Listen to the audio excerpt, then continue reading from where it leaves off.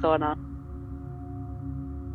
I also, like, will be, like, in a private chamber, and I also want the hand to listen in on this as well. So he understands context. And Len will start to reiterate what he said earlier. Back after the fight with Caliban, I knew there was something off with all of us. After we had lost some of that time, thought something was suspicious. So I had used some of my magic to try to figure out what was happening. And I found some form of curse on myself. I wasn't sure if it was... Well, I had a feeling it was all of us. But at the time, I tried to break it. And I couldn't.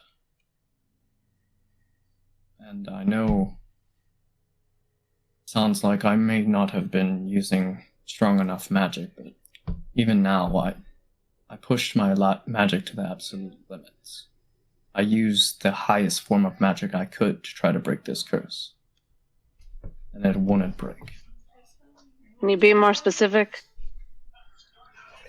I used a 9th level greater restoration on myself, and I could not break the curse on myself.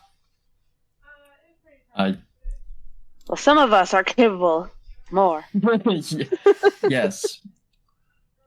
Yes. I still don't know how powerful this curse is, though. Could be even stronger than that. I felt like I was starting to scratch the surface on it, but I couldn't fully break it. But I think that's why this happened. I don't know what did it to us, but been around for, I assume, a little while. I don't know. I mean, we've all been together through everything we've done. It could be a number of things.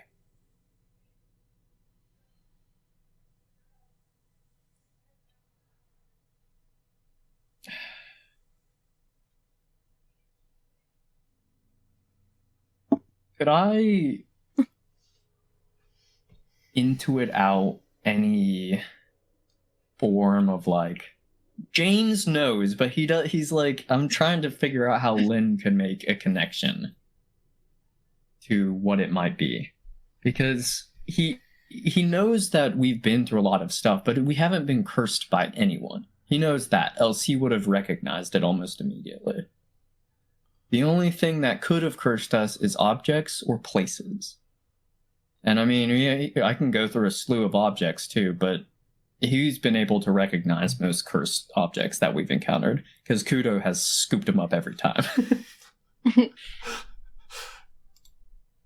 You have my so, answers. I mean, Continue. to James's brain, the only thing that Lynn could think is location. He knows that some of us have been in a very corrupt, terrible location before hell. But he doesn't know how others would be. Being dragon spit. And so Lynn is going to, like, look at the others and he's going to say,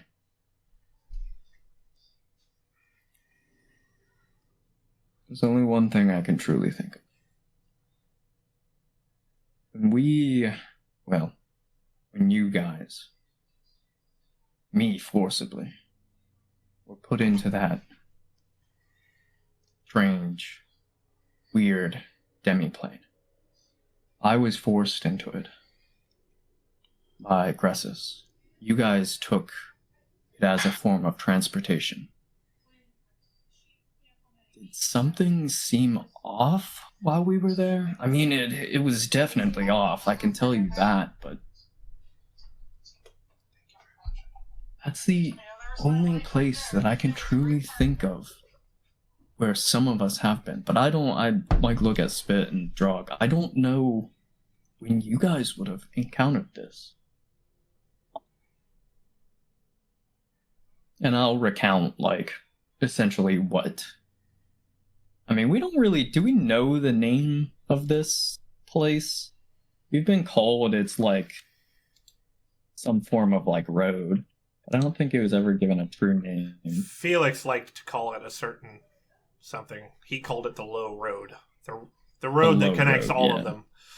I think he said something about all roads leading to Rome, and if that's the case, then this is Rome.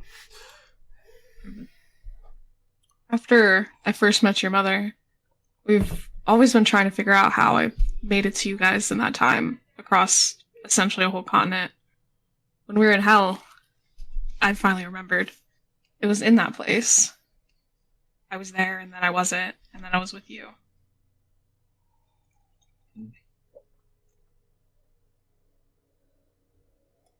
Was there something, like, he looks to Drog, was there something that occurred with you?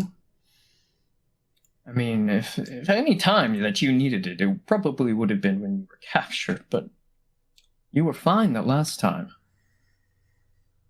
Did something happen in hell?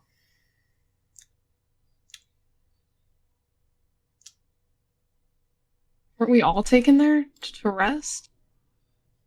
From the wish? What? Which? No. The wish? Oh. You guys... One, like, is, like, looking pretty confused. He was dead. It seemed like the same place. That's how I remembered it. So something happened during the fight. You cast a wish. Yeah.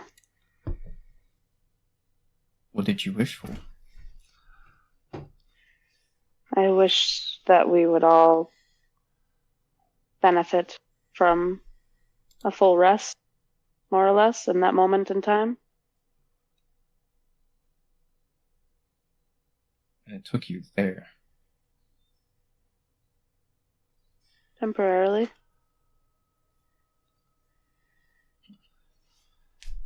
Well, that'll explain why it happened to Drog, too. So it happened to Reef as well.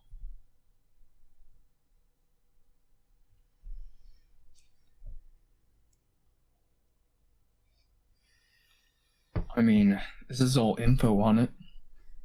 That's all I can really give you guys. The only solution that I can think of is to have something that is stronger than a mortal break the curse.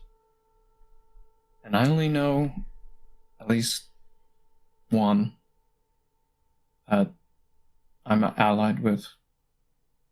One that is very dear to me, but if this is the case, then I can't go to her because she's on another plane. Why do we need to break it? We just don't go to other planes. We just stay here. We're here. We're home.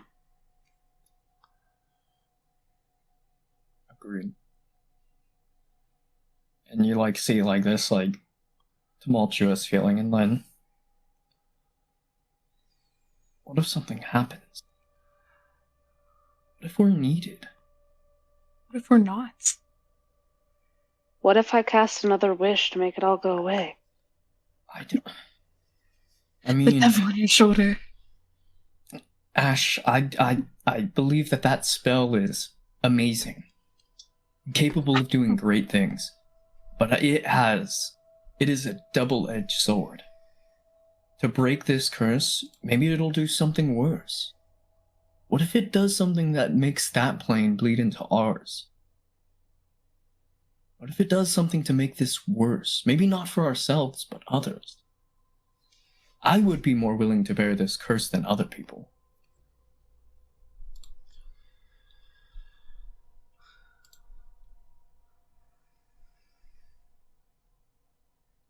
So we just sacrifice the last 5 years and all potential future interplanar travel? Well, I mean, I'm not going to survive 5 years.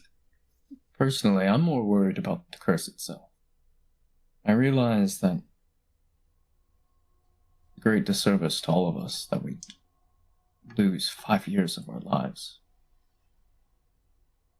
And I would get them back if I could, but I fear that trying to get them back would make things worse. I don't think there's any Every time that we've tried to skirt around the issue, we end up making another that we have to fix.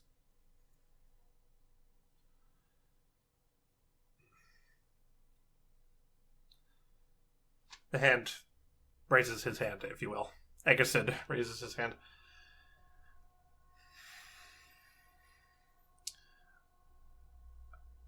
I want to confidently state that I have absolutely no answers or even any real advice.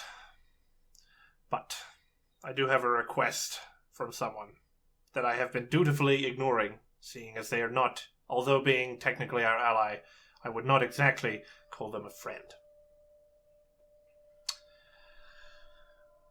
But Rulgar the Noble asked 2 years back, perhaps it was a bit more recent than that.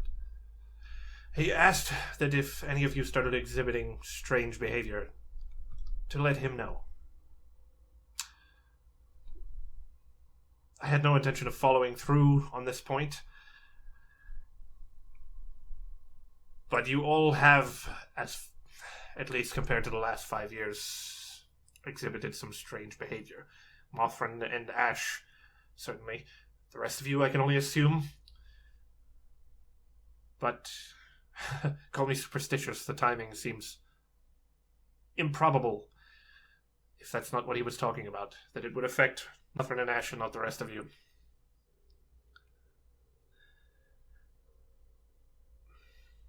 Perhaps he'll have some answers, perhaps not. But it was my duty to tell you that he asked me to keep an eye on you in that way. I will say nothing to him.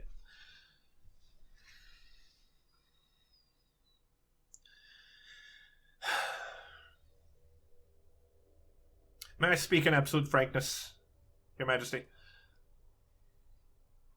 I would hope that you generally do. Sometimes more than others.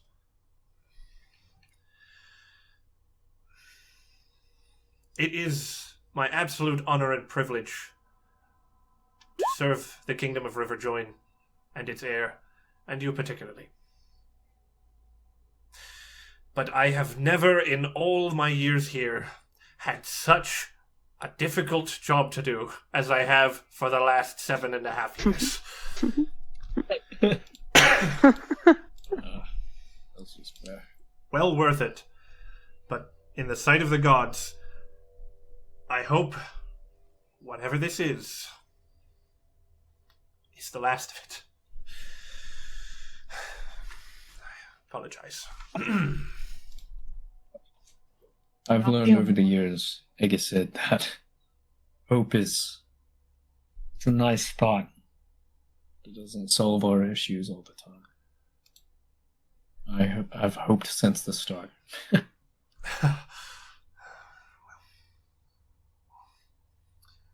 the meantime, I think we should talk to Ulgar. I mean, he is the only being that we know of that understands the low road. I mean, he himself was connected to it in some terrible way. He drew power from it. Maybe he knows best.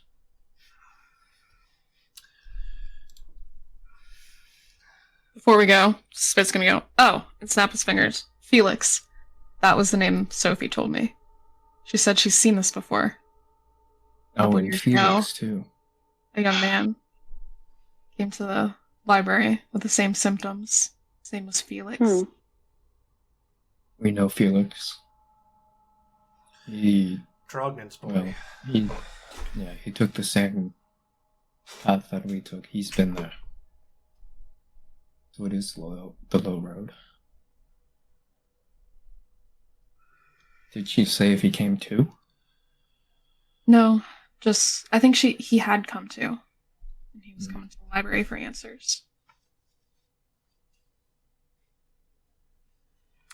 Shit, I just We could rope in Felix, but I don't know if I really trust roping Felix in on anything.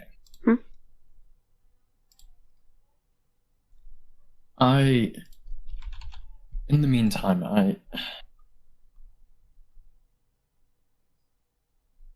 maybe we should take a night. Ash, you may want to tell Kudo about this. I can leave for the time being if you want to retrieve Kudo.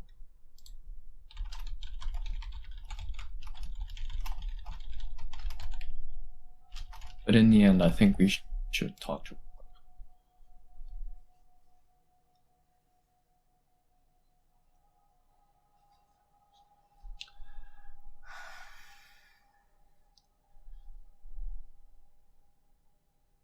Rather a tangled web, isn't it? You're telling me. If only it had given us 18 years, then me and Kudo could be working together on this. I don't feel good about having sat through 18 years of meetings. I understand. Can barely wrap my head around 5. What you're saying is, I wish it were 18 years. I wish. No, she doesn't. What I mean is, I wish it were 5 years ago. Exit is always the mouthpiece for Trevor's unadulterated thoughts. No. Exit is basically like Trevor's half character. It's like, why when are Trevor you guys wants still to be doing real this? with us, he plays Exit. You know, You can't keep getting away with it. all right. in some sense, you're right. I definitely do vent a lot of how fucking wacky. That's why you we guys like get. Exit. But if he was really my unadulterated thoughts, it would absolutely. What the fuck is wrong with you guys? It would really potato masher your brain. I'll leave it Our there. brains My are brain already feels- potato mashed. Yeah, it feels pretty potato mashed. Well then, you'll thank me then for not giving my unadulterated thoughts. All right. So does that mean we're roping Kudo back in then? Yeah. And Lynn will maybe do what? I mean, I have one more spell slot. I can go back to my circle for Okay. the Well, evening and take a Are the rest. stipulations like, as long as we're not in the same like earshot of each other, can we at least be within like the same fucking city? I don't know. Well, Wait, no, so is it- no. Is it contact or location or both? Yeah, okay, so it's basically a restraining order. Kudo, and like this might fall fully into your memory, but you have been living these rules for a long time. Kudo can have no contact with his son whatsoever. Okay? There's no stipulations about you two working together as long as Kudo is not around his son. Okay. So Okay. But- That makes more sense. Yeah, Kudo before can it was kind join of us. worded like me and Kudo weren't able to be. No. You have to so stop then, running yeah, around you being an can- adventurer, sir. You can call me in then. Yeah. I'm in the middle of apparently a mission, but you can still call me. Ring, ring, Okay. ring. Then yeah, Lynn would say like, all right. Hello? Who is it? Your mom. Got him. Yeah, so I'll tell Kudo. Are you awake? It's been 5 years. Since you looked at me. Timey-wimey bullshit.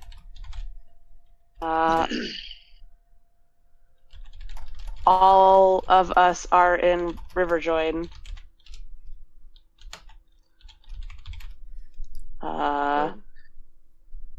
Join us? Question mark. So Lynn can help. Kudo's first word is a growl. It's just growl. So Yeah. Should have thought about that before taking the portal. I am on a mission.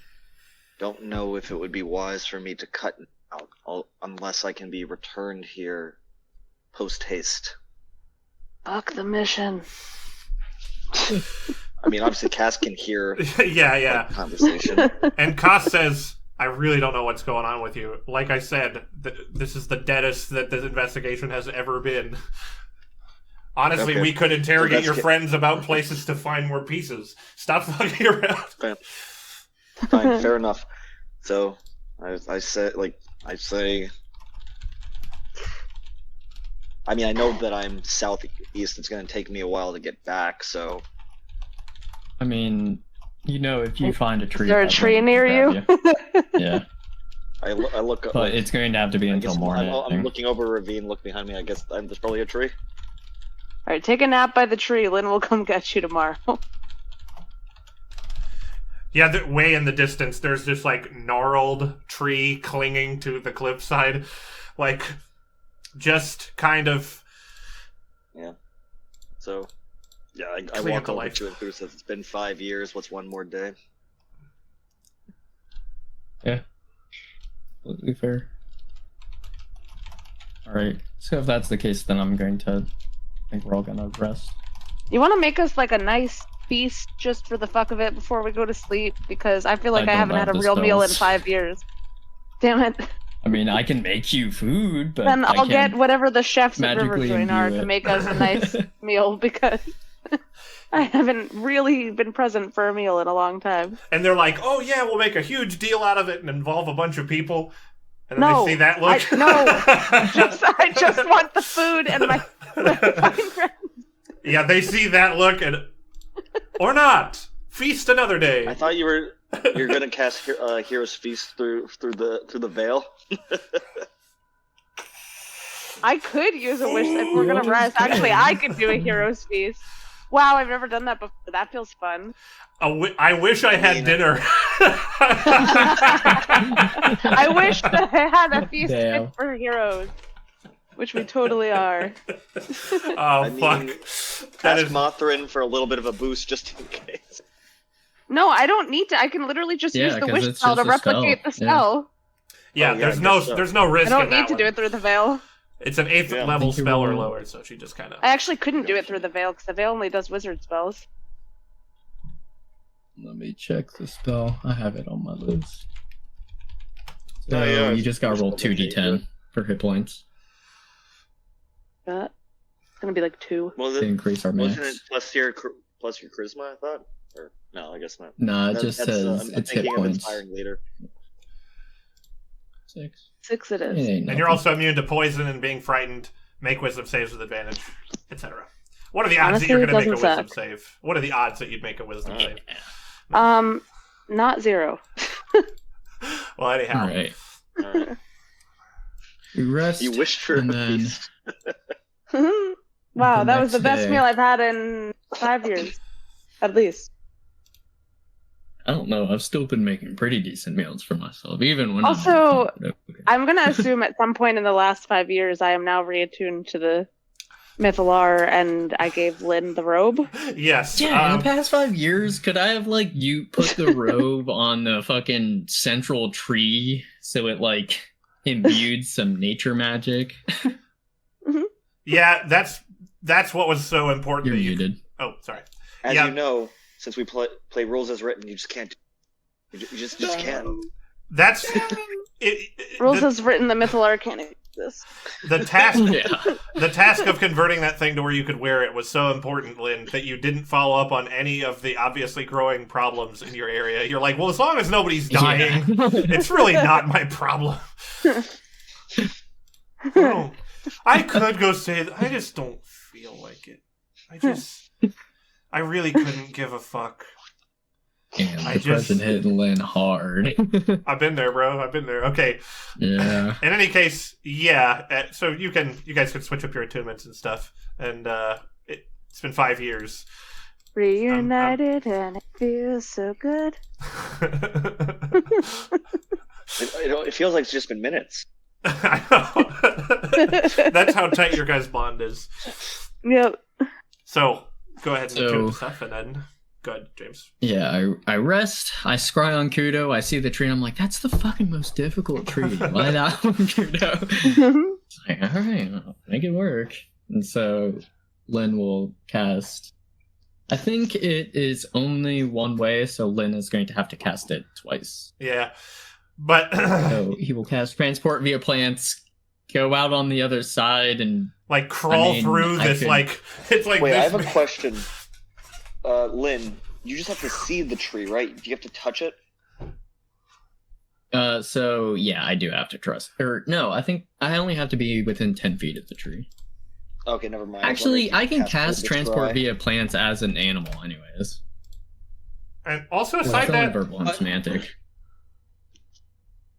No, it's not one way. It creates a magical link between two larger inanimate plants. Yeah, but it says as long as I'm there, for the duration, any creature can step into the target plant and exit from the destination plant. Man. So one is specified as the target plant, and then the other is specified as the destination plant. Whatever. That's That's really amazing. I mean, if you want to roll it as any other way, I'd appreciate the spell slot, Trevor, but I'm just trying to be real. I suppose it's fair, but it does make it less cool, the whole, like, keep a druid in your back pocket and he can airlift you out. Yeah. Go. Scry on a tree you're near and then open a thing. 6 seconds! Move it! Go! All right. Well, anyway, you pull. You see a tree open, a bird flies through, and it's like... Yep. Opens the tree again. And I catch the bird, and I... Alright, but I'm gonna bring Kudo back through the river joy. So I come through, and I look around. I come out in my wild shape, and I go, Kudo, been a long time, apparently. I just say, how is he? He's doing good. He's healthy. He's curious. And he, as far as these half memories are concerned, he's a good kid. Nothing like his father, then. What? No, sorry, I'm not here. I excused myself. Yeah, well, I mean, that was the reason why he had, like, I am not good. It's quite apparent. Does black smoke just trail me as I walk the plains now? Like, what's... That reminds me, did you ever get a chance to read that letter, like, actually read it? You're muted again, Trevor. It reminds me, did you ever get a chance to actually read that letter? Personally? What, read the letter? The letter that you got delivered right before you stepped through the portal. Yeah, I read it. Okay. Just, I didn't know if you were like, I don't really want to read this until James is at the table, and then stick it in my pocket. No, I read the letter, and I was trying to be stoic about it. Yeah. And, like, obviously, Lynn's perception and insight's also very high, so that's why. Yeah, of course that was like 5 years ago, but also... It's like, Lynn understood, like, it meant something, but he understood. Yeah, so... In any case, yeah, I don't know why that just reminded me of that. So, no, black smoke doesn't just trail you, but you do cut an imposing figure everywhere that you go. People are, like, nervous every time that they talk to you. You're like, you know that scene in Lord of the Rings where the ring race do that whole Shire, Baggins, and the guy's like, no Baggins is around here. They're all up in Hogwarts. Do I sound like that too? No, but the way the guy reacts to them, turn that down to about 80% of that, and that's how people generally, they're just like, yeah. Good morning.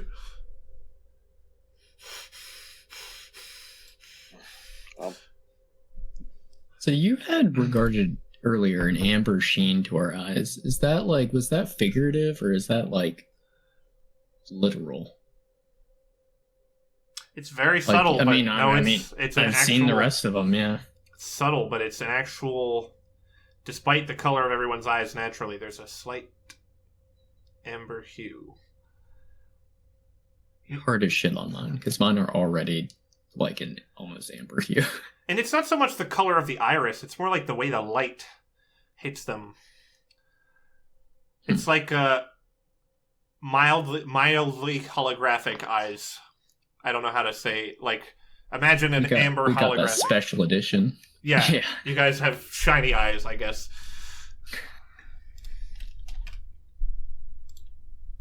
So, now reunited.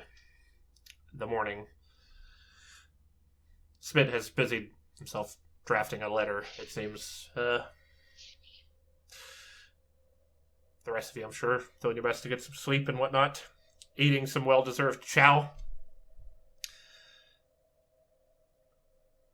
Your experience of having just left hell does leave the food that you eat being pretty tasty, as if you haven't eaten in a while. But, of course, you must have been keeping yourself alive somehow. But before it was like the food had no spice. So, now that you're all together, what do?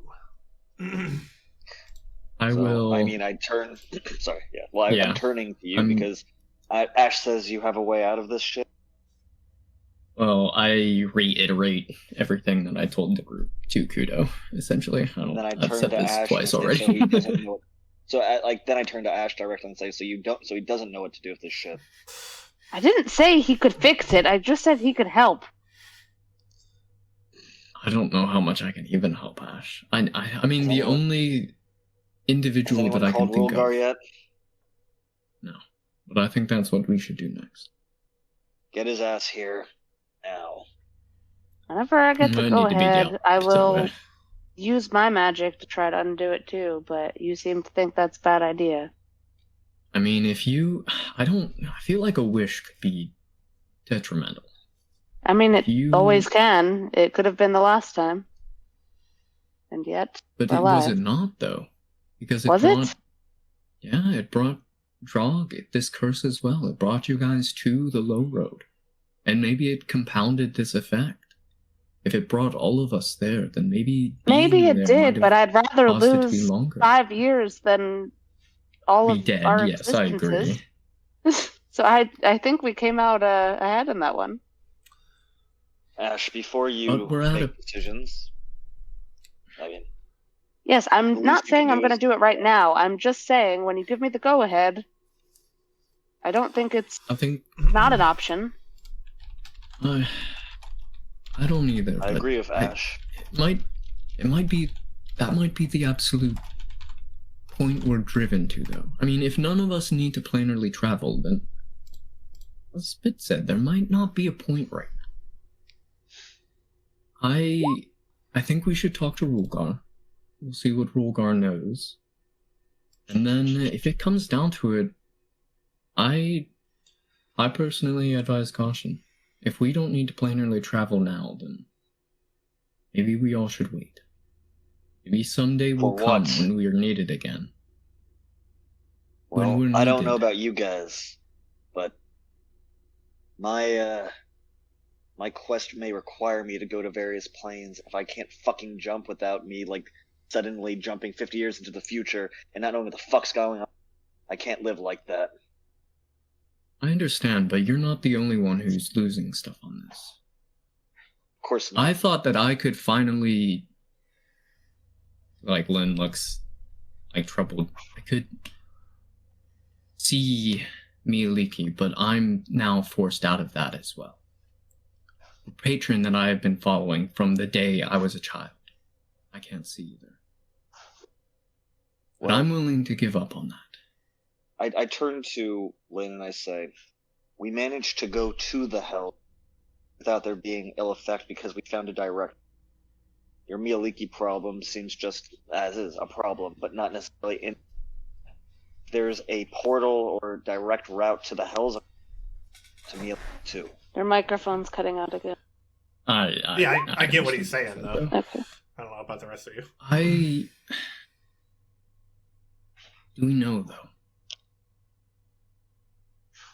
Do we know? Because we came back from the hells and it did this to us.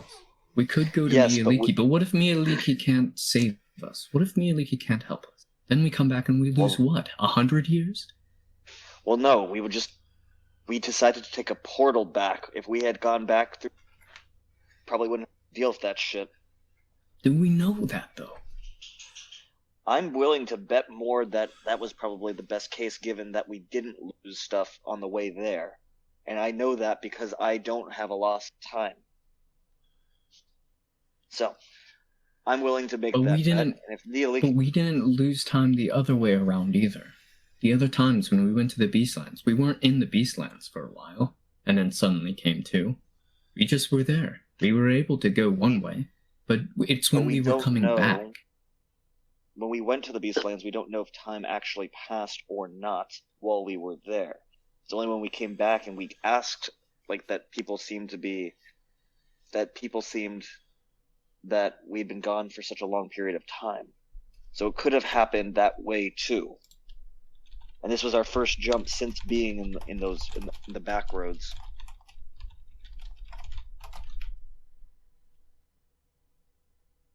So I say before we make any decision, we talk to Ruko. Well, yes, I agree with that too. I'm just saying that I think you're being overly cautious, long as we're not doing travel that are quote-unquote shortcuts, so to speak. So, one more thought. And then I just say out loud, to Cass, are all the planes connected via, could one theoretically walk from one plane to the other if you knew where to look? I just say that out loud. What does Cass say?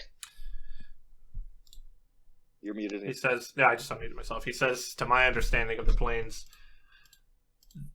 none of them are connected through mundane means, although some pathways are experienced as being mundane means. He says, as far as I know, a portal is no different to any other pathway, such as the Infinite Stair or Yggdrasil. The experience of getting there is more gradual and more mundane. But as far as he knows, they are precisely the same thing.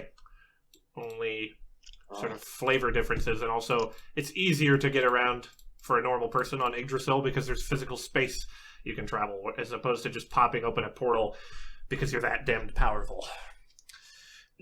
He does say his education, though, is based on old information. He says, I've learned this several hundred years ago.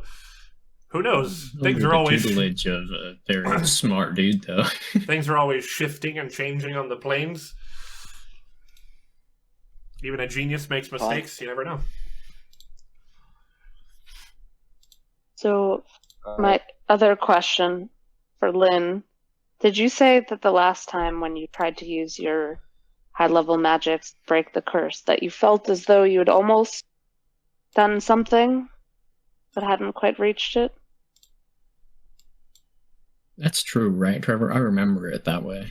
That with the 9th level spell, it felt as though that it was starting to break, but it was like there was just that little bit more to it.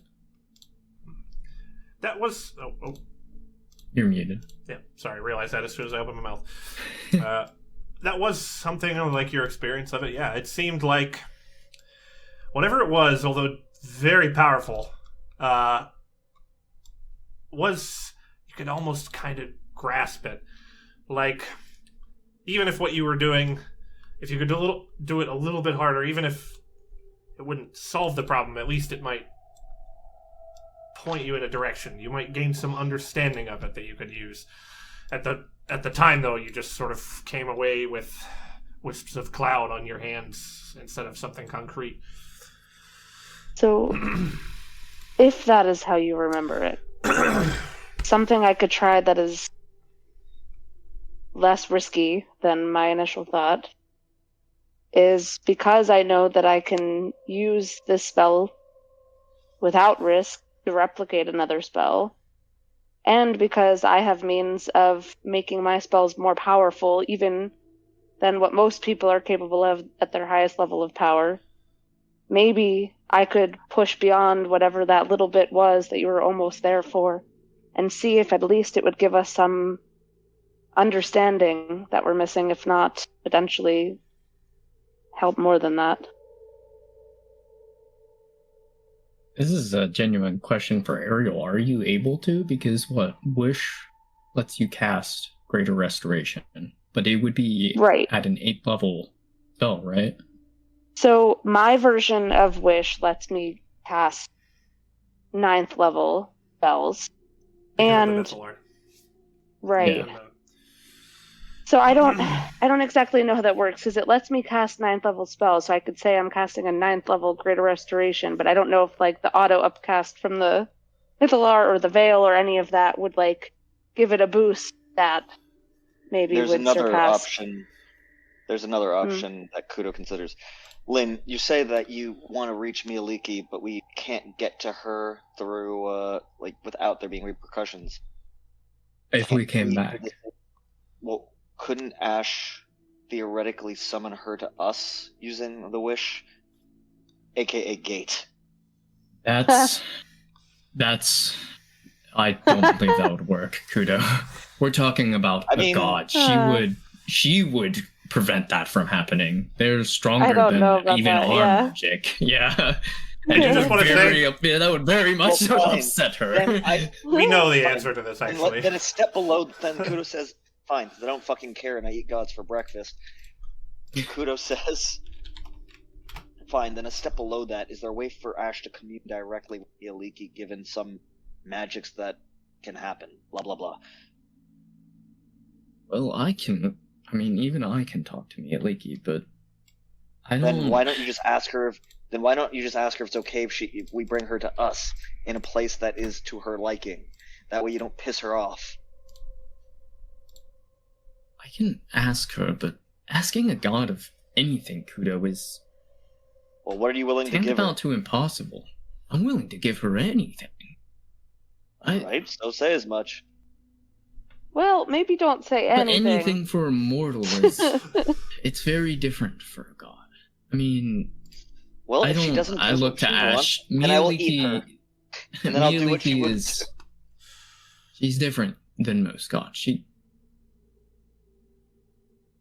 She knows what we go through. Would Lynn know, like, the origins of Mialiki? Or is that just so scrubbed from history that... I mean, certainly... You wouldn't know that. There is, for those who decide to study into this kind of stuff, there are origin stories about Mialiki, which is probably what you're thinking of right now. There is a good to great chance that it is between 50 and 99% bullshit, but so are all good legends, and just there's still things you can learn through legend. She was a mortal before she was a god. She was essentially like us. All gods were mortals for the most part, from what I've gathered. That's why they're not impossible to kill / eat. Hell, they hold on to something that all of us don't have, so... Sorry. I would be careful with them, Kudo. But I can ask me, sure, but I don't... She would bring an avatar. How much do I know about Mialiki through the Kraken? Throw me a religion check, dear sir. Nothing. I know nothing about Mialiki through the god. Really? Wow, that is shit. Well... I know nothing. I mean, my plus is a 13, so it's not like I don't know. You know what? I just probably don't know. It would be an advantage, and I will tell you exactly why. Shedgareth, his specialty was the sister children, yeah, and those nature gods. That's a 31. So you do know,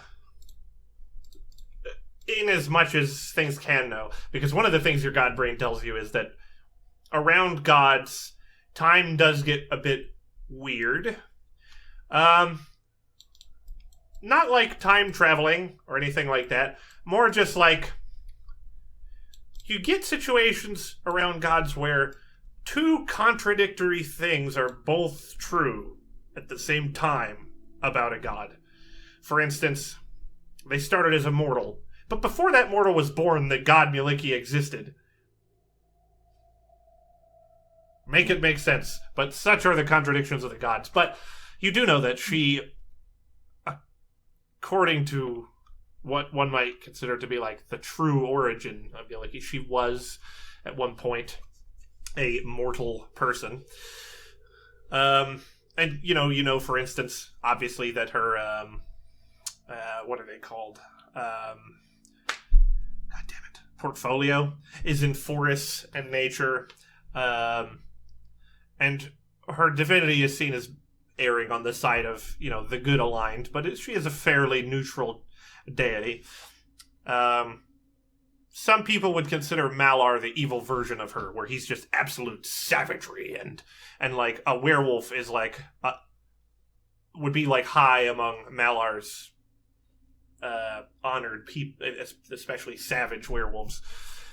She's not per se good. She's just, maybe you might associate her more with deer and unicorns and stuff like that. She still doesn't tend to shed tears for people dying. You know what I mean? They're not really her. I mean, she's a god, of course not. So, yeah, Kudo says no harm in at least asking her if she would present herself, given our unique circumstance, and given I'll ask her directly. I planned on doing this because. Well, in the meantime, while you're I'm curious myself.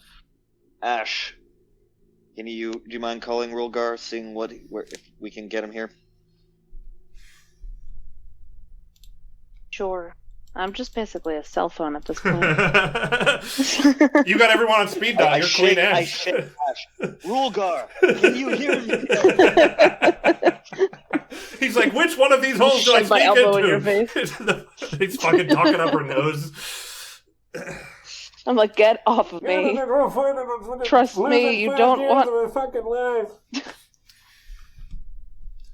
to talk into any holes that you don't have consent to talk into. Whoa, I did not mean for it to sound like that. No, Duncan said it. Could look down at Ash and just like, yeah, I consider you almost like a daughter. I wouldn't do that. Then don't. Anyway, sure, I'll call Rulgar. Alright. In general, and you don't have to count the words, you have a lot of spells available.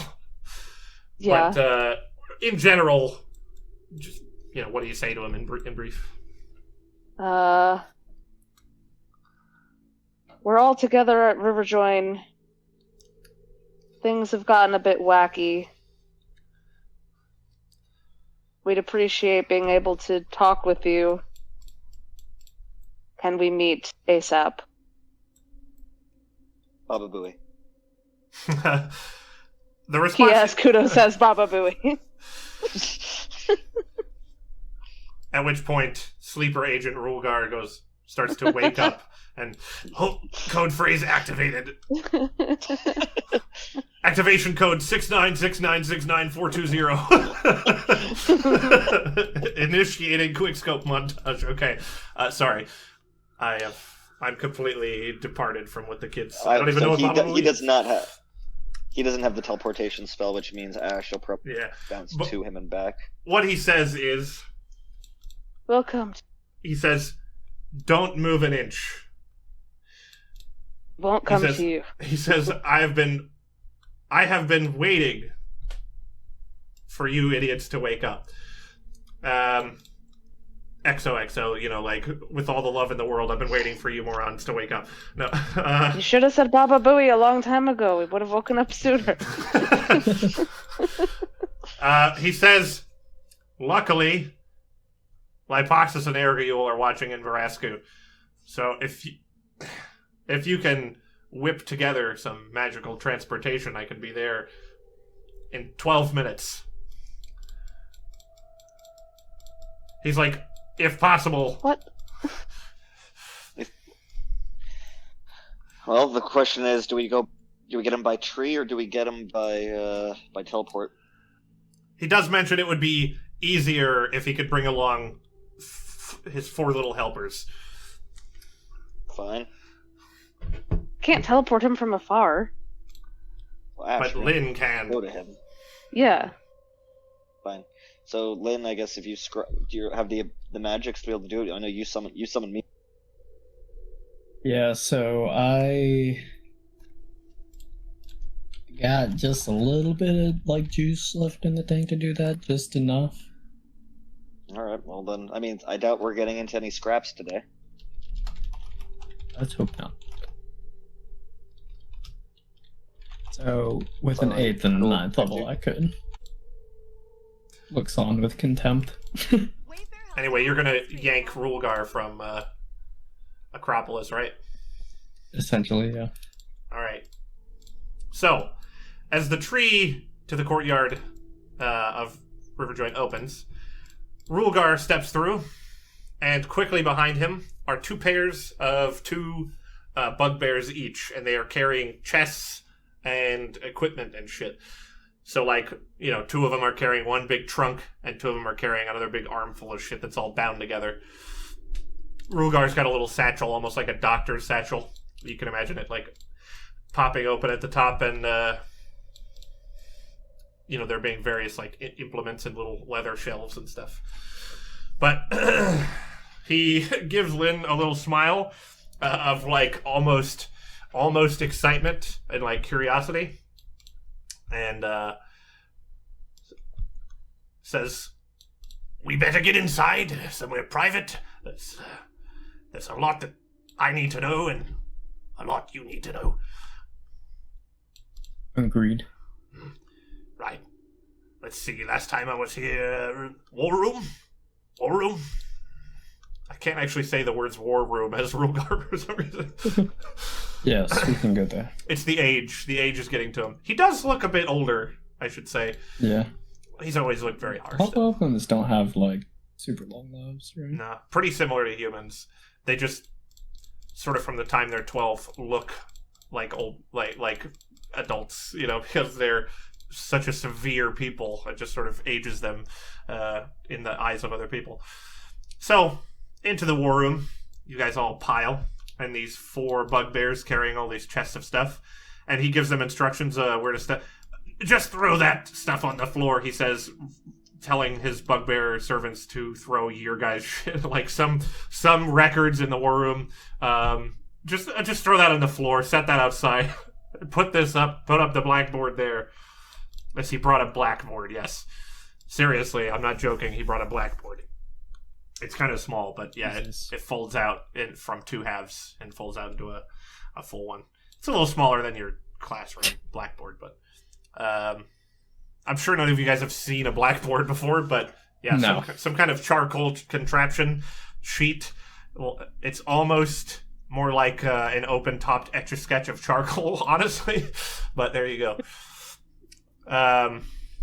The open-faced hamburger. Anyway, things are set out. The chests, the locks are taken off, and then he tells all the bugbears to get fucked and go stand outside. Okay. He looks between each of you. So how are we feeling? Are we feeling sick?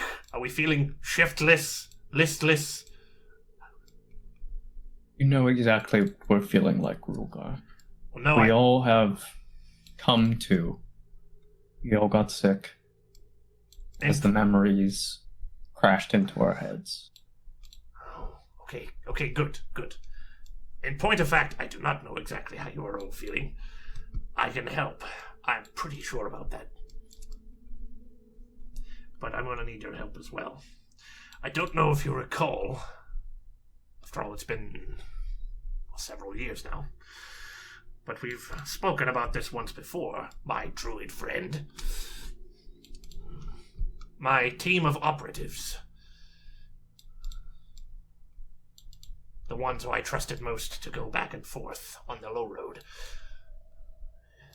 And then their subsequent loss of memory. But that's a sample size of 1. So excuse me for trying to get a little more information. Unlike druids, I have to adhere to a method more stringent. Trying not to say the scientific method here. Right then. So, You said a lot of memories are crashing. What is the most vivid one that you can recall? What were you doing before this seemed to have happened?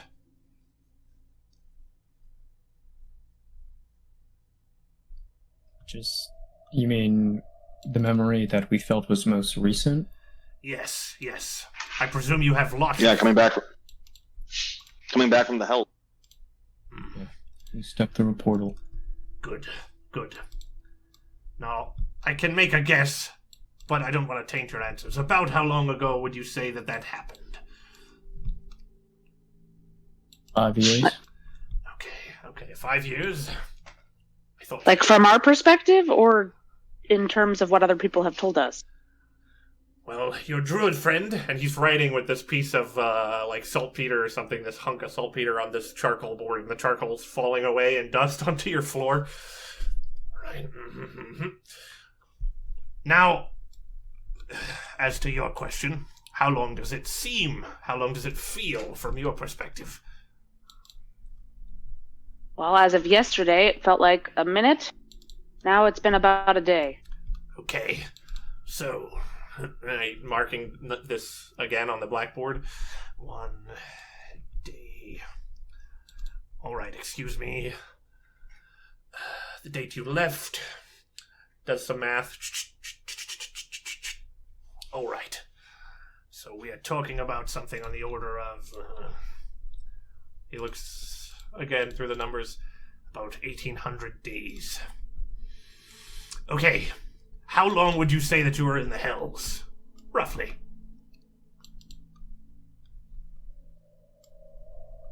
A month or two?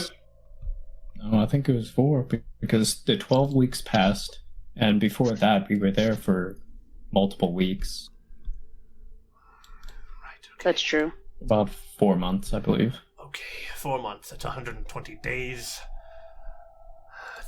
365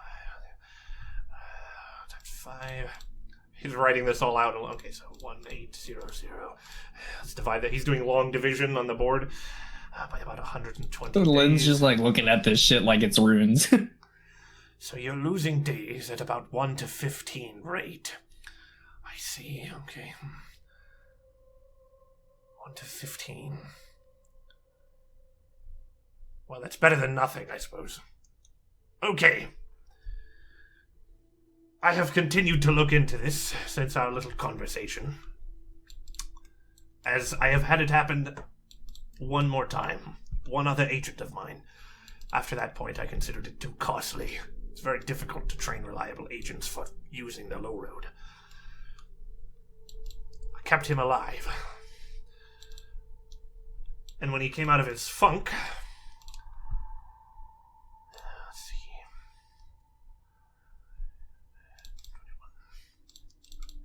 Yeah, that would have been... He checks his notes about 315 days. 315 days. He was only there for about 3 weeks, he says. Not in the low road, I mean. But that would mean he's different than you. He was losing at about 1 to 6. He didn't seem to break from his depression, if you will, for about 64 days. That's roughly 1 to 6. He was across plane for about 3 weeks, maybe. So somewhere between 18 and 22 days. And he claims to have lost about 64. So that leaves him at about a 1 to 6 or so. That's less than half what you are reporting. I see.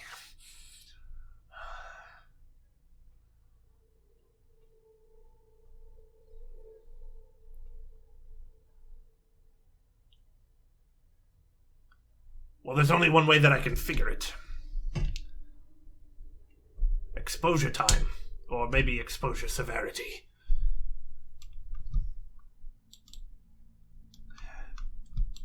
He wasn't in the low road very long. As a matter of fact, I only sent him there for one reason. He taps the blackboard, look to all the numbers that were up there, this being the reason.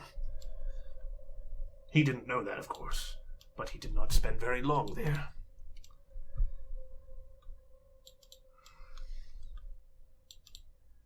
There seems to be a point, though. A point of,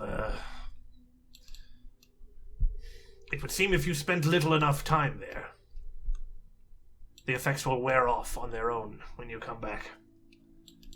I had sent him there several times. And when he crossed planar boundaries, didn't seem to suffer any ill effects. I sent him for about 3 weeks, once. And then when I sent him away to another plane, and he circles the 64 days,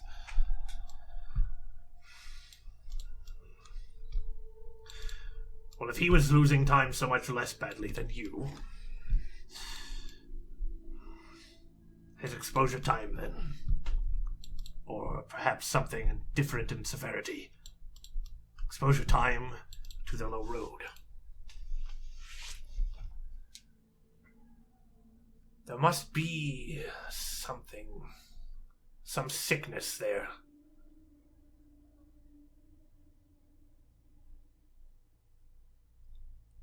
He looks at the blackboard.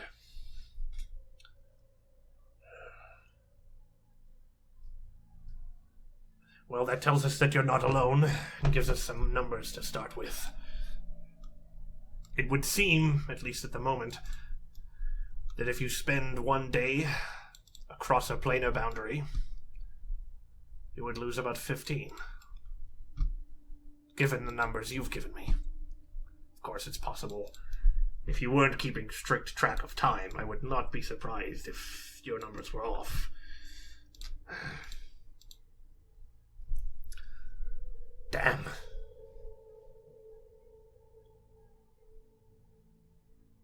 Quite a useful thing, too.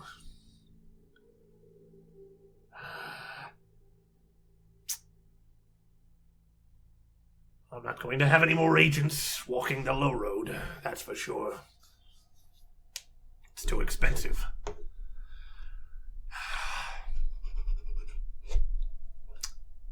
Just another sweet deal that has turned to ash in my hand, I suppose.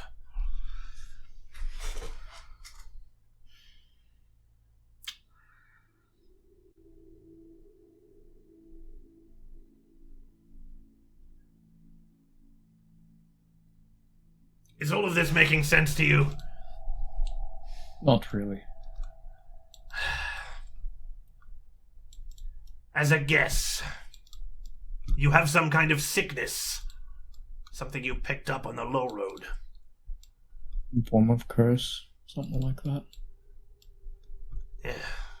Sure. A curse, a sickness. The point is you're carrying it. Time works differently across the planes. The mortal realm, the planes of the elements, the outer planes, the upper and the lower planes. Time moves along at a different rate.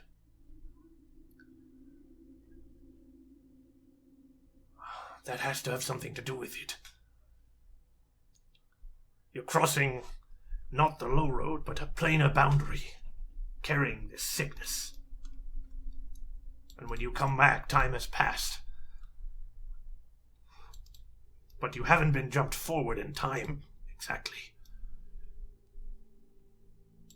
I've talked to you many times over these last 5 years, Ash, at our council meetings. But there was something wrong with you. Yeah, that wasn't me.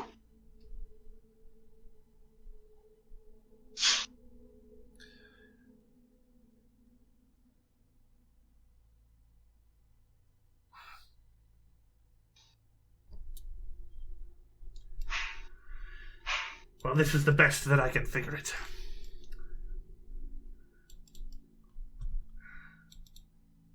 You're storing up somehow some kind of time distortion. When you cross planar boundaries, it must be due to the different speeds at which time is revealed in the other planes. something that's causing you to jump when you get back.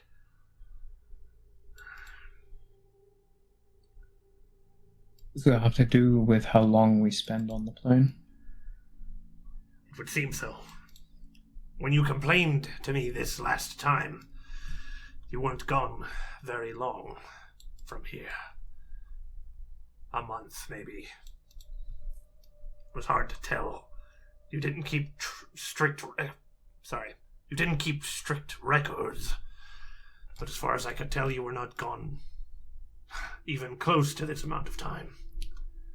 I presume you have not been back to the low road since.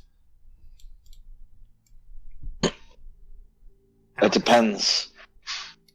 So, I mean, based on... I know I wasn't there for this specific conversation, but we were somewhere, I believe, might have been the low roads while in the hells. Well, that makes things clearer as mud. Because if you have been back to the low road since, then that completely throws off these projections.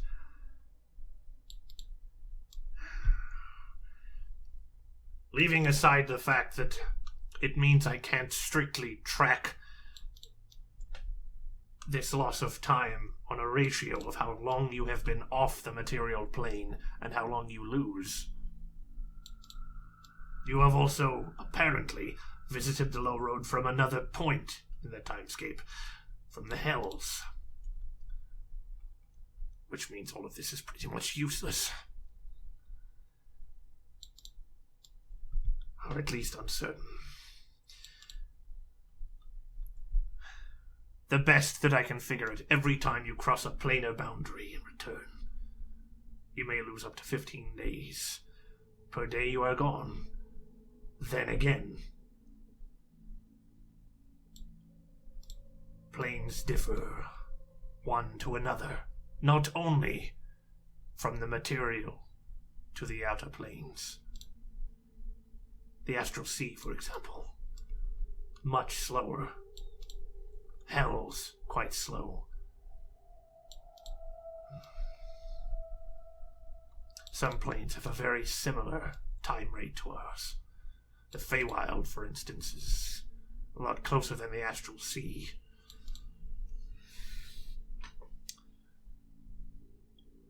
I don't suppose all of you want to split up and start jumping through different planar portals and help me figure this out. Not really. I didn't But think so. this could change things.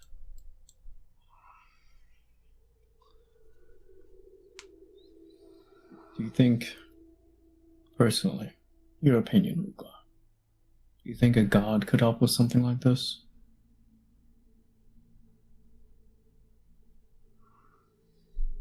He looks at the blackboard.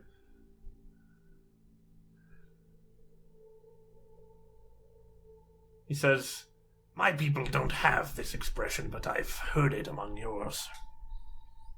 When something is so utterly hopeless that there's no way out, one human will turn to the other. When asked what to do, they answer, 'You should pray.' What they really mean is you're fucked. But they do it anyway. They pray.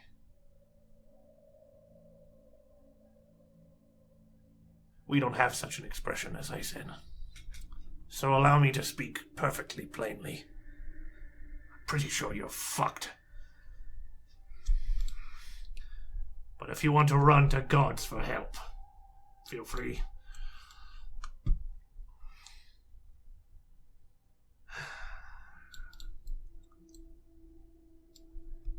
All I can say for certain is that you are beyond my help, unless you can stay to this advice, to spend no more time in the low road, and when and where possible, stay on the plane. If you must travel the plains,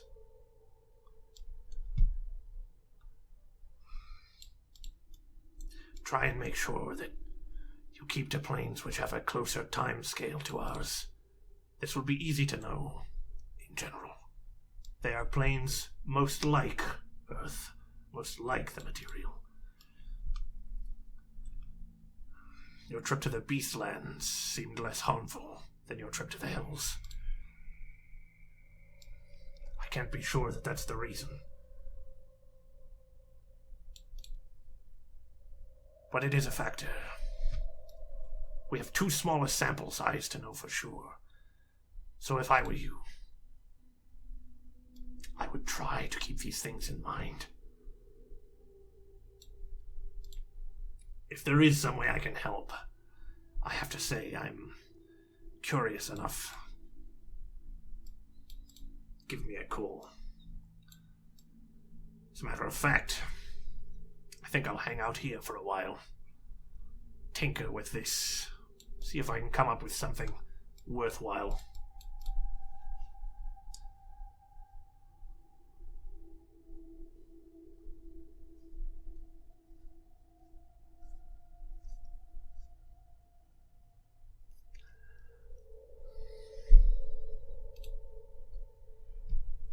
Lynn looks to the others and says,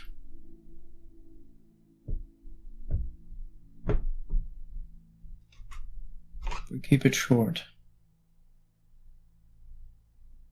We could go to the Beastlands."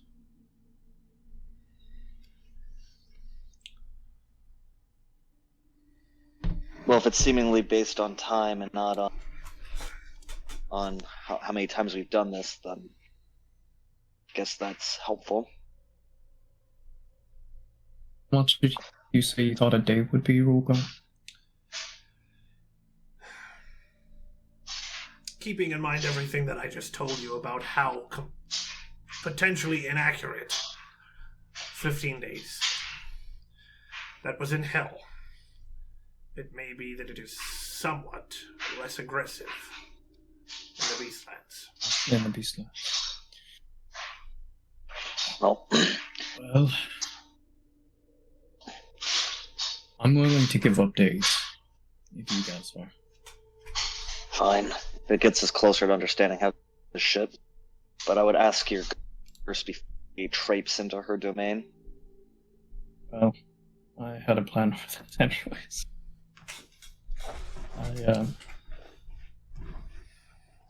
I'll need a day, but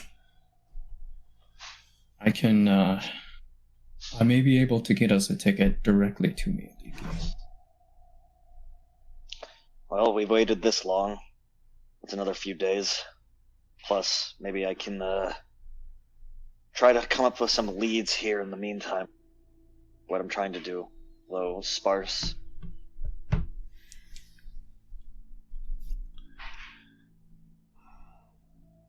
Since it's been 5 years for us, how has this whole experiment been? As Kudo waves his hands around it. I would have rather had you going for short trips to many different places. Then I could graph perhaps some correlation. I think he more means the council. Yeah. Oh, sorry, I thought you meant important things. Not our little Yeah, I mean, group dress-up. now, so Kudo says, you haven't bought Pamedia yet, have you? I missed part of what he said. You said they haven't bombed Pamedia? Yeah, so yeah, you haven't bombarded Pamedia. No. He says, regrettably, no. Inverasku is currently parked off of the north bank of the dim flow, trying to keep an eye on the problems that seem to be brewing up in the north. He shrugs his shoulders and says, honestly, it's good for the boys to see some action. You guys will have to forgive me, my voice is starting to tell me to stop talking good. like Rulgar. How dare you not talk like Rulgar this entire session, Trevor? So, but yeah, he says it's honestly good for the boys. And the situation with Lipoxis and Ergil is to the point where he can leave them for some periods of time without expecting a blade in the back. Lipoxis has come along quite well, he says. He's been learning from the triumphs and failures of rulers around him. You're not quite sure whether he means him and Urgriul or you guys. Maybe both.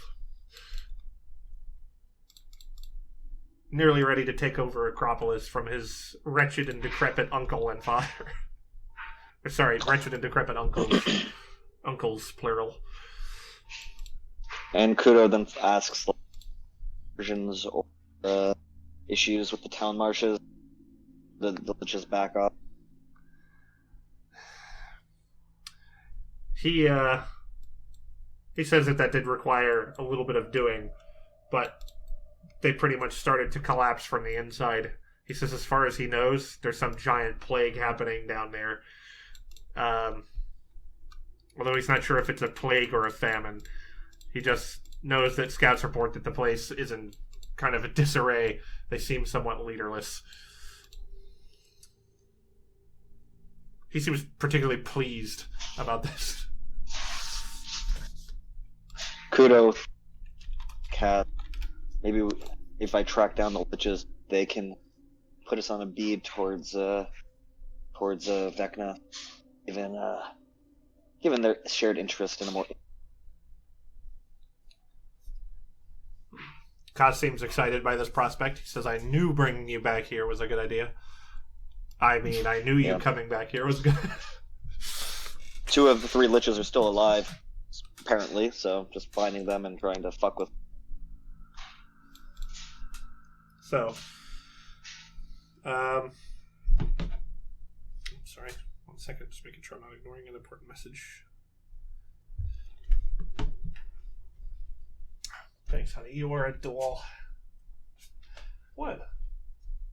All right, sorry.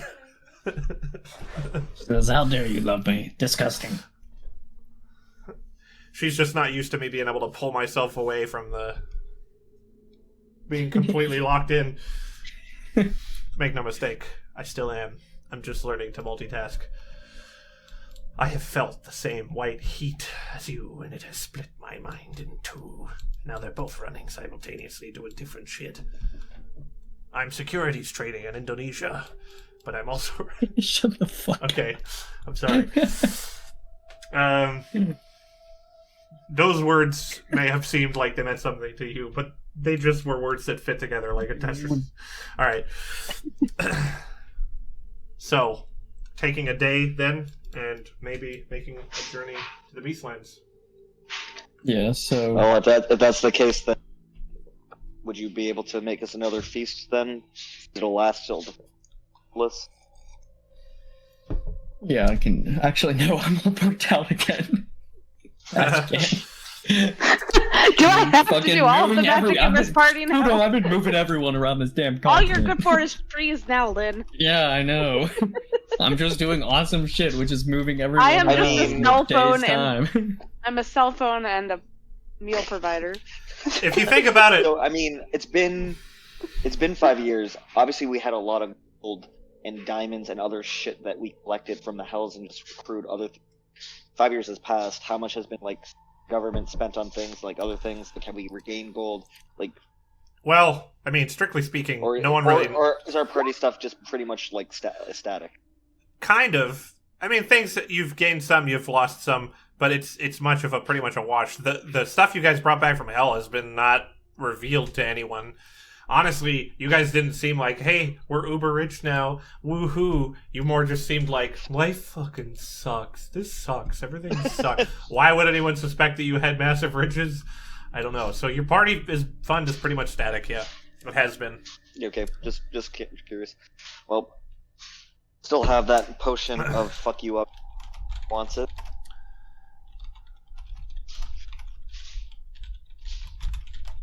What? Potion to fuck you up? The storm. We still have another storm giant potion. Yeah. I don't want to drink a potion to fuck me up. No, not fuck him up. Fuck you up. So, given a day, I will. I guess we're doing a hero's feast. So, Yeah, You sure. get that Then- max HP again. And then I'm going to scry on Armea,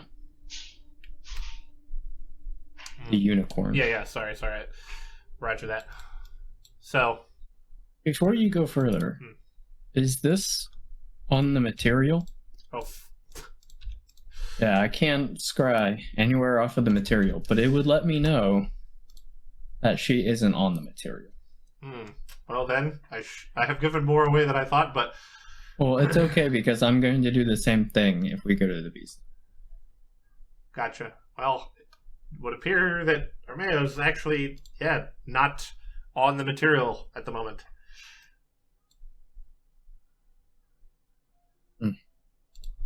Okay. And I'll let the others know, like, if we want to pull the trigger on going to the Beastlands, then I'm ready. And when we get there, I'll scry on Armea, and we can immediately get to Mieliki's domain. Well, just so that Ash can recharge, and I guess you can recharge, we can wait till tomorrow morning. Should be, I mean, yeah, we rested. All I would have burnt was a scry. Okay, then fine. Which Let's do it, and who knows? Maybe something Vecna related is in the wildland, though I highly doubt.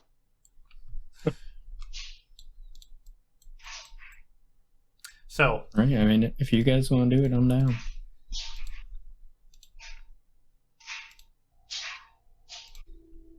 with the tuning fork, you started into ringing. And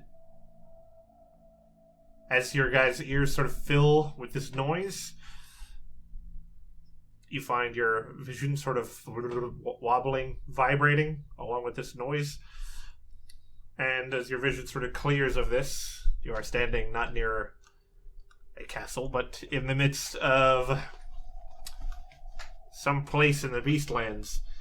I will take 10 minutes to scry on Armea. It's in a fabulously beautiful section of glade. She is surrounded now by friends of hers, it would seem. Other unicorns, whom the unicorn glade is named after. There is that trademark majesty of creatures like unicorns. But even in their calm joyousness, there's something wrong.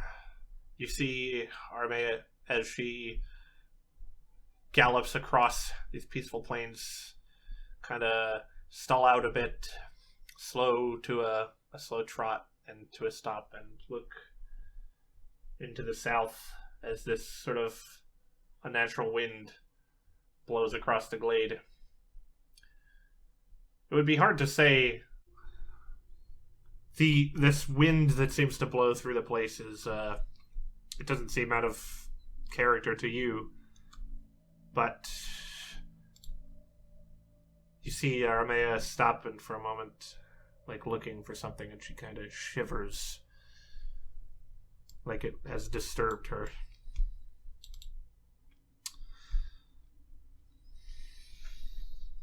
She runs along to play with the other unicorns in the glade. I say play with, you know what I mean, hang out with. They're not like prancing and You're telling me they're not prancing around and having a great time? Okay, that is probably what they're doing. I don't know, I just feel weirdly kiddie about the whole, like... And then the unicorns all played together in the grove of the unicorns. Because friendship is magic.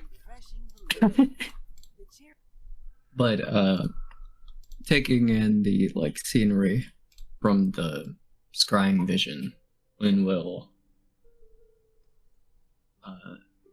transport us to the glade of the unicorns. Before he does it, he's going to, like, basically, like, say a silent prayer to Mieliki, saying, Please, allow us access into your domain. We need your assistance. I need your assistance more than ever right now. Gotcha. And then I will ask... PvP. Yes, sir. Okay. The very wild and very tall, healthy-looking tree near you opens up into a gate. You step through it. You don't rebound, as far as you can tell, and hit something hard. You step through into this quiet glade where there seems to be a sort of a natural music about the place, like as if the wind blowing through the trees were to cause a twinkling of golden leaves, as if you could, hear the pollen falling off of them in a little quaint, enchanting kind of almost like a tambourine as the pollen is shaken free from trees.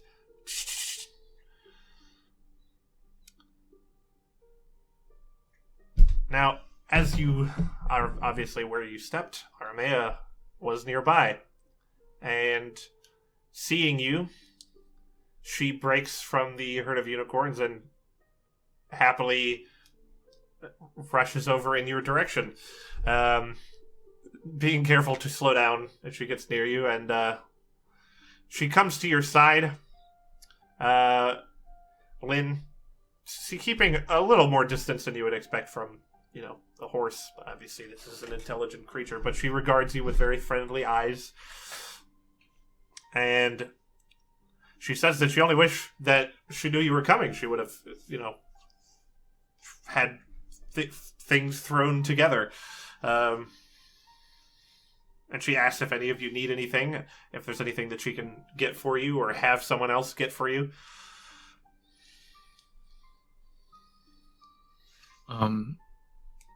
Before anything, I want to apologize to you, Armea. I'm sorry that I took that choice away from you. I've been thinking a lot about that. I don't think I was capable of making that decision at the time. I thought I was.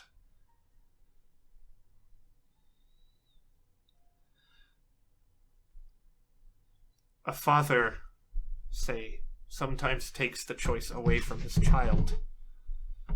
They don't know any better. She seems to consider that enough said on the matter. Well, I'm glad it brought you happiness, truly. I really am.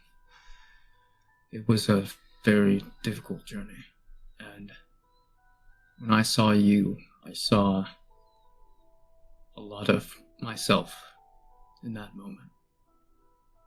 The pain, hardship that I was facing, and I wanted to offer you a reprieve. So thank you. You helped me in that circumstance.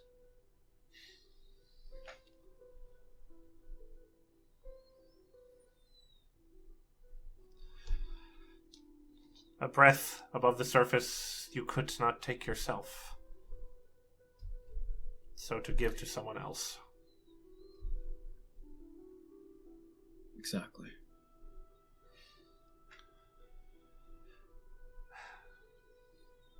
I am glad of it. But we should not speak of such things here.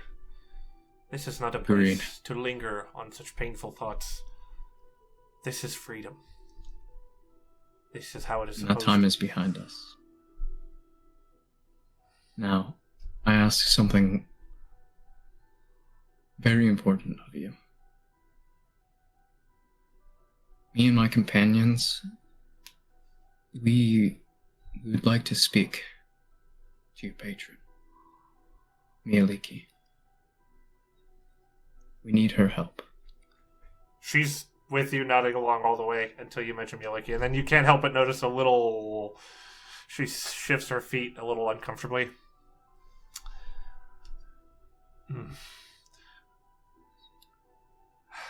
We will try, she says.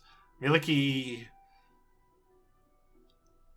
We don't know where she is at present. She does that sometimes. We aren't sure where it is that she goes. I suppose some alone time now and again. Though where she goes that none in the grove can find her, I suppose it is her realm. Do not be troubled. It is normal. She does it time to time. Well, I fear that time is against us right now. We're suffering from a very terrible curse. I understand. We will look for her then. A moment. I am sure that any excuse to test our speed. She kind of smiles at you in the best way that a horse really can, which is mostly in the eyes. And she goes to rejoin the other unicorns. And you hear her sort of loudly announcing in Sylvan that she feels like a race, and the first one to find Miliki and bring her and return here. Obviously not with Miliki. You're not just going to drag your goddess away from wherever. But there's no prize is set. It's clear that the pure joy of doing it and having some reason to do it is the prize in itself. It is a race for the sake of a race. And not because of any ill will and to see who's the fastest so you can rub it in somebody else's face. No. Just to feel the thrill of running. As it should be. And they run, like, she waits a moment just to make sure. She kind of, like, stamps her foot once or twice on the ground, as if to kind of say, if you stay here, it would be easier. We'll be back. And they, in all directions, take off at great speed through the wood. And you can sort of vaguely hear and see other animals joining in this race as the, they see a unicorn running by, and maybe a bird departs from a branch and is flying along after, asking, hey, what's going on? Seeming, interested. A few grumpy groundhogs, perhaps, upset that their sleep is being interrupted. Cats, probably the same. Who knows, though? Lynn's just, like, taking it all in, like, just with a sense of, like, wonder and a light bit of anxiety. Like, finally. Sadly, it has to come on such ill tidings, but he's finally gotten here. Yeah. As you're looking around, and seeing the cats and the dogs and even wolves and deer and unicorns and just magnificent creatures, elk, great elk, the intelligent kind, running, headlong through the trees this way and that. And the birds. An owl stares at you in the distance. It flutters its wings, but it doesn't go anywhere. Its head is tilted at you.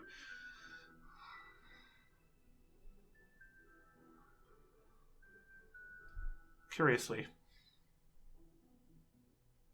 It's familiar to you, Lynn.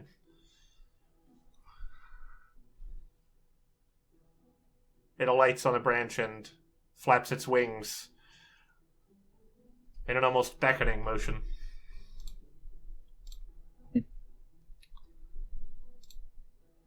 Lynn will, like, slowly approach with, like, an air of confusion. Yeah, Lynn just, like, starts leaving the party, leaving the spot where he said he was going to meet Miliki. And the owl waits for you to approach.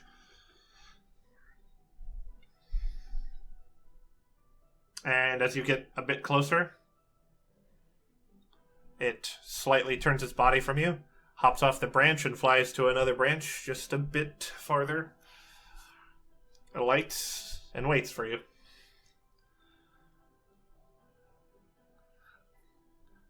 As far as the rest of you guys can tell, Lynn's just walking off into the forest for some reason.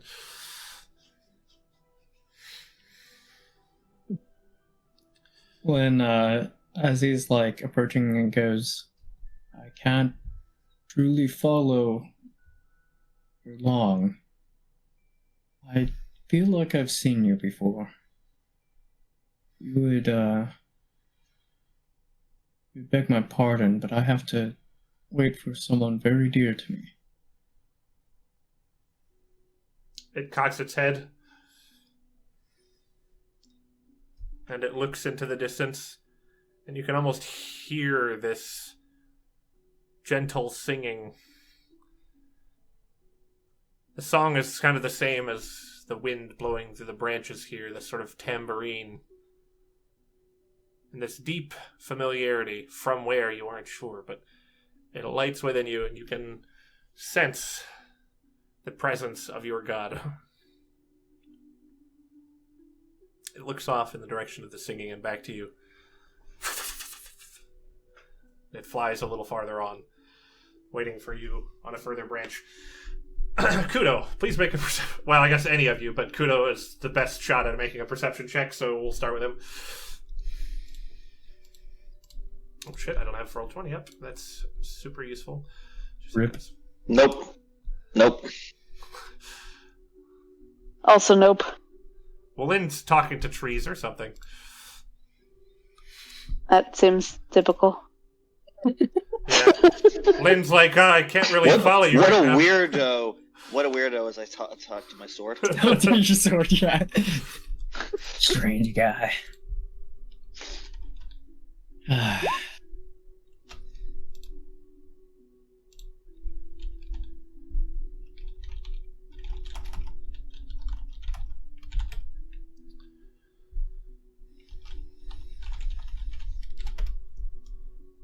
There you go, Sierra.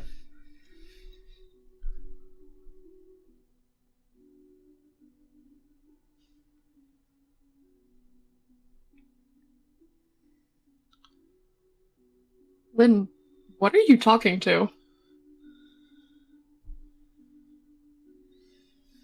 The owl. What owl? The one right over there. There's no owl there.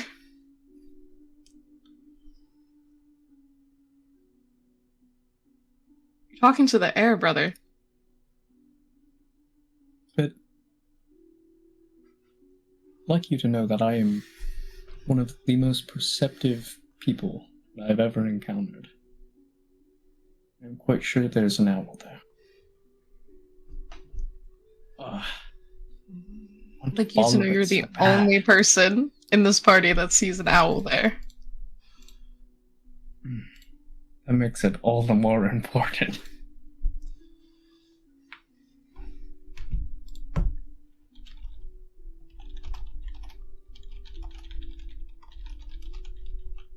I cannot make me a leaky weight, dude.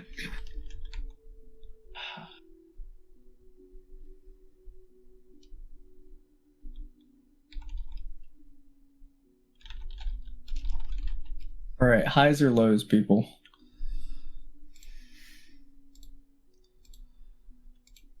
Low. Low? Okay. Alright. I wait. You can't get much lower. No. I wait. I look at the owl and I'm highly perceptive. I'm going to, basically try to keep a key on where it's at. Gotcha. And more time passes beneath those trees as the animals continue to get further and further away from this point that you're sitting looking for Muliki, frolicking as they do so. No doubt sharp-eyed, even in their little game.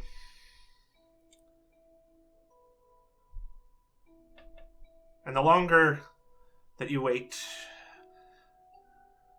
keeping an eye on this owl, this singing grows more and more clear to you sounding at first like a wind rustling through tambourines hanging from trees. The longer you listen, the more human it sounds.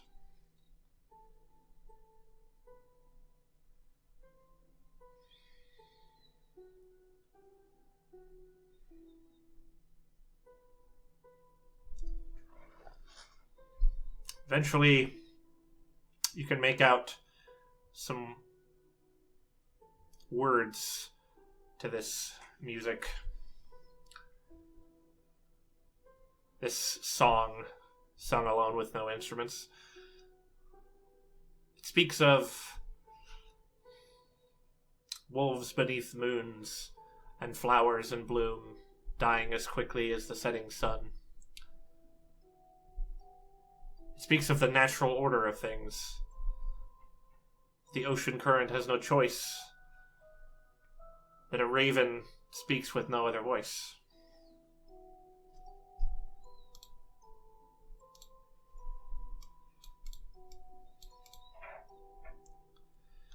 Something about this feels familiar to you.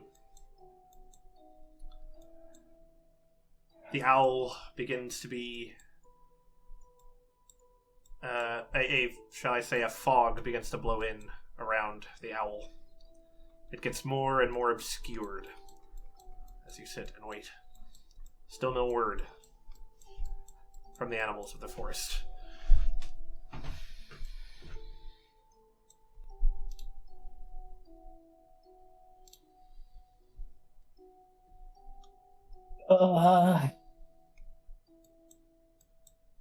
Curiosity killed the cat. I'm gonna go look for the owl. Can't let it get away. Been seeing this owl for so long. I hope he's not wasting our time. You follow the owl as he leads you somewhere into the forest until the forest opens to a small clearing with a pond. There is a woman sitting beside the pond, running her fingers through it.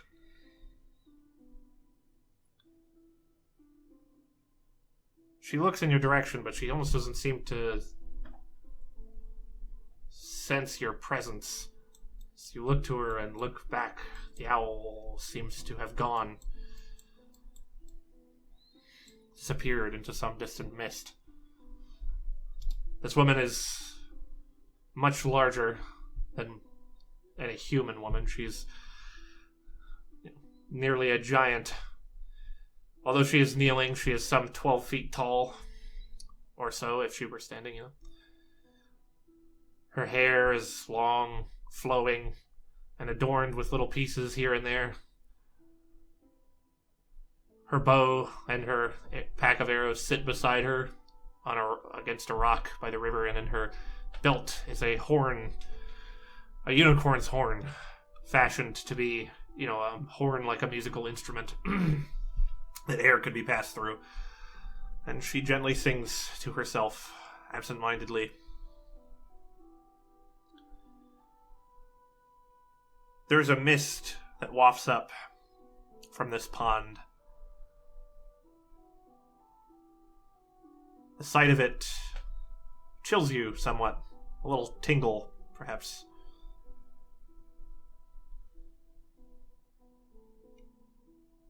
What do you guys do? Is it just me, or did the others follow? I assume Maybe the we're others would following just you. leave you alone, but Kudo looks to Lynn like this is your place. Anything I do is just gonna probably end up in death. I nudge Lynn and I go get your girl. Kudo does I think that's how it works. It worked with Sophie. Go get her. Divinity. Wait, Trevor. Yeah. Kudo would recognize this as a divinity. I mean, Lynn recognizes its divinity. yeah. There's a part There of are Kudo that stories that's of me, itching to take her down. Not because of anything that she's ever done, but just for power. Lynn has no worry. Even if Kudo did try something brash, she knows that compared to a god, nothing could be done. So he, We talked about it. We killed the other gods. Just hope that. Lynn will, waiting on you. Slowly approach. And from not far away, he will basically, put himself into a bow. And he says, Lady of the Forest, I've long waited to meet you.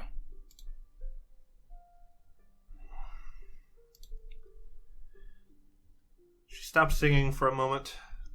She still runs her hand through the water. She says, You found me here. I've never been visited here. She looks in your direction, still running her hand through the water. It's a weird thing to be looked at by a god. It's like they can see all of the atoms that make you up. Like they can see everything that you are and everything that you might have been, everything you came close to being. Every bad decision you turned your back on, decided not to do. And all the ones you went through with, too.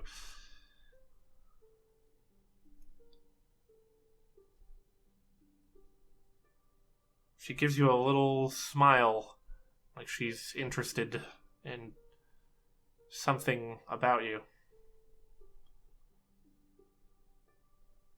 I come here to think.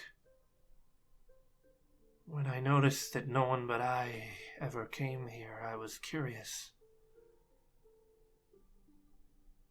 It is my only place of solitude.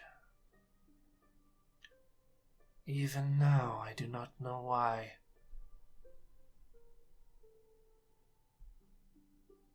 You can see that as she runs her hand through the water, Lynn, it's completely still.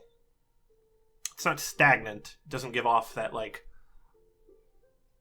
still water kind of smell or anything. But her fingers barely disturb the surface. Her reflection is a little transparent. Just a touch. You can see a little bit of yourself.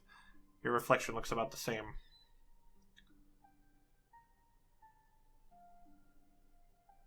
Seeming not that interested in why you've come here, she kind of just seeming to voice her thoughts out loud. I couldn't always see my reflection. It gets a little clearer each day. It makes me nervous. That's why I come here.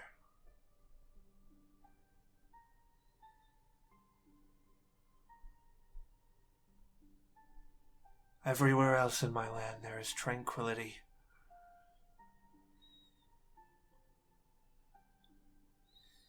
I need to understand the nature of this place. Why does it make me so nervous? Why does my reflection grow clearer, I wonder?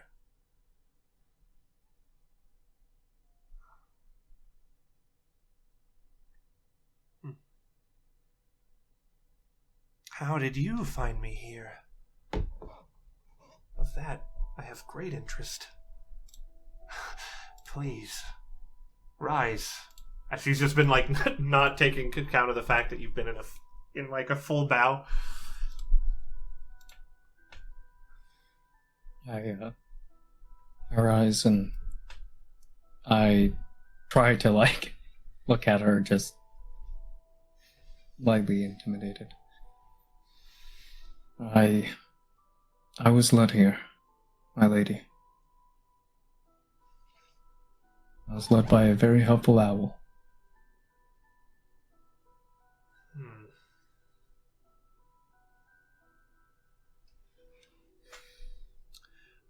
been trying to guide me for some time, but I fear I've been kind of lost. Owls are very wise creatures.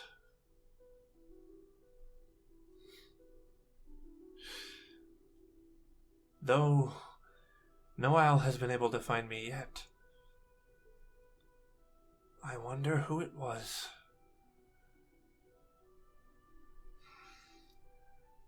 Your friends don't need to stay so far back. Come, look into the water with me.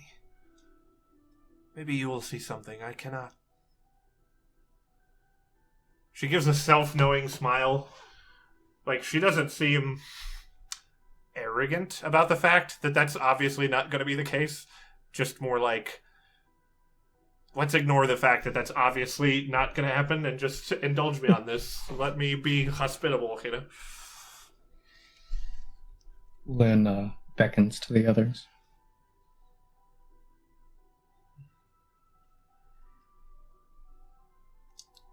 Well, as you guys approach, you can see that your reflections, too, are somewhat transparent. Much more so than Lynn's. Much more so than Miliki's. Yours are sort of very thin, the way a shade or a wraith might be. Lynn's and Miliki's are nearly opaque.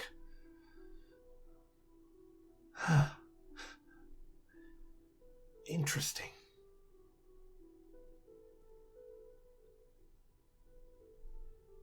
Mine becomes a little clearer every day.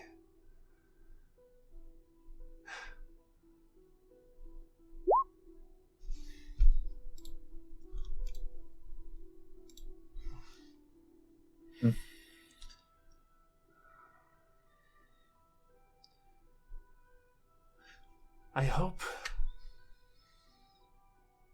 when I come to this place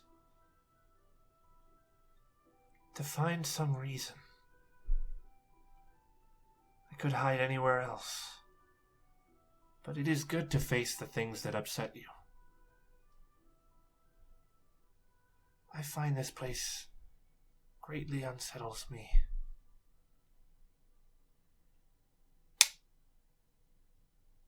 And now more so than ever. You have in your minds questions. Questions about the natural order of things. Or so you think.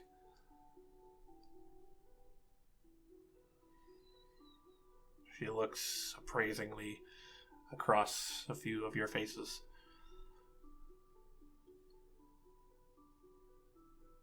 But I am not so sure.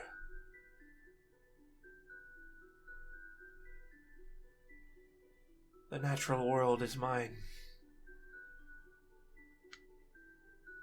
But it seems there are things that fall outside.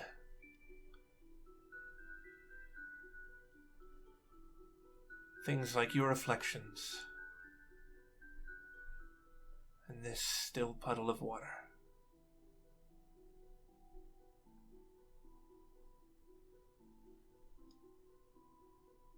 And like the questions that you have brought here with you.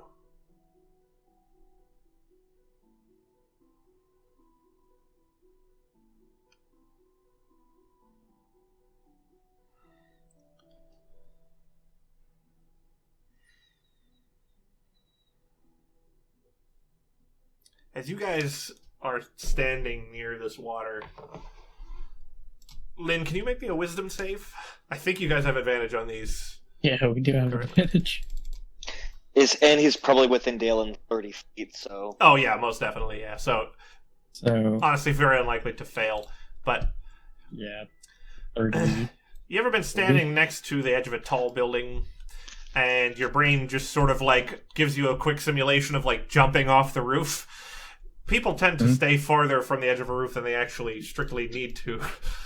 You just kind of feel this weird like falling forward motion, and this cold sweat kind of breaks out as you look at the mist crawling out of this water, and it becomes all too familiar.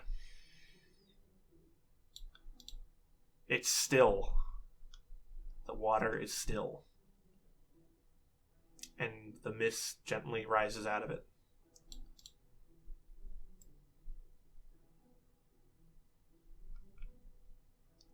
What does that remind you of, Lynn?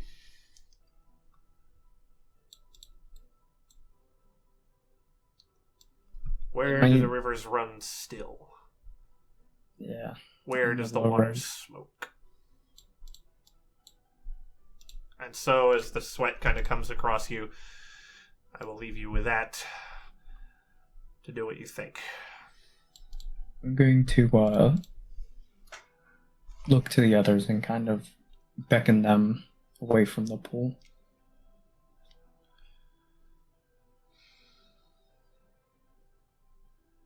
Well, you've proven one thing to me, my lady.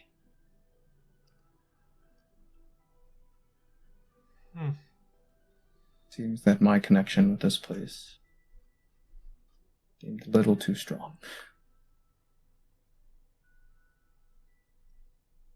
Hourglasses, she says a little absent-mindedly. She blinks as if just seeing that you guys are here.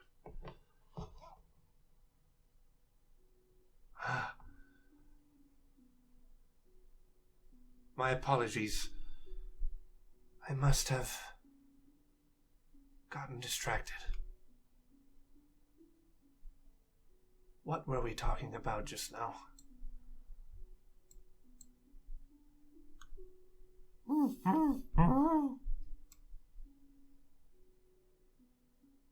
Can I make out what that noise is? As you listen a bit carefully.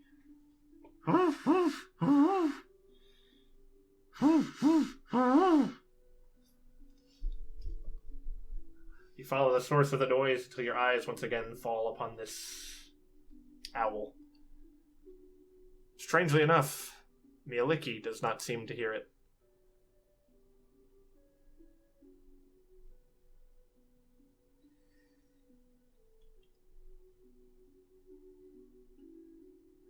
The owl stares at you with a particular intensity, and you feel like you're caught in a tractor beam. You feel like your feet pull you toward it. Mieliki looks at you curiously, as if trying to figure out exactly what's going on with you.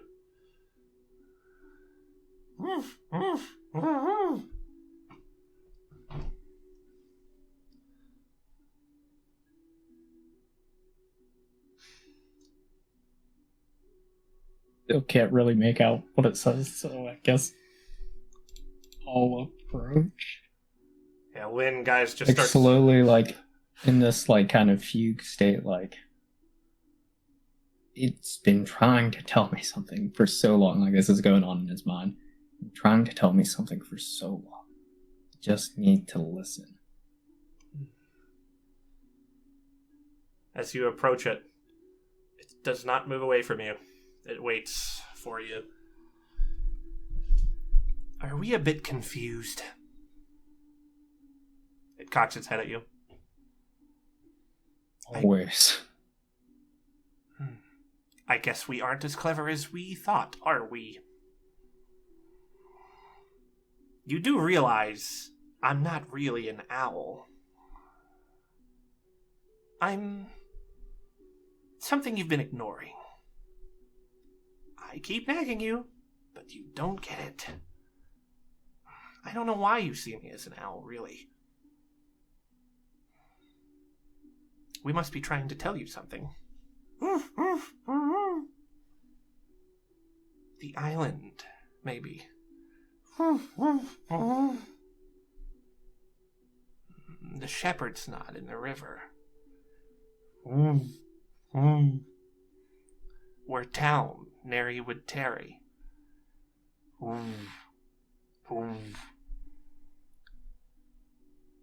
The symbol in the moss, Lynn. Who?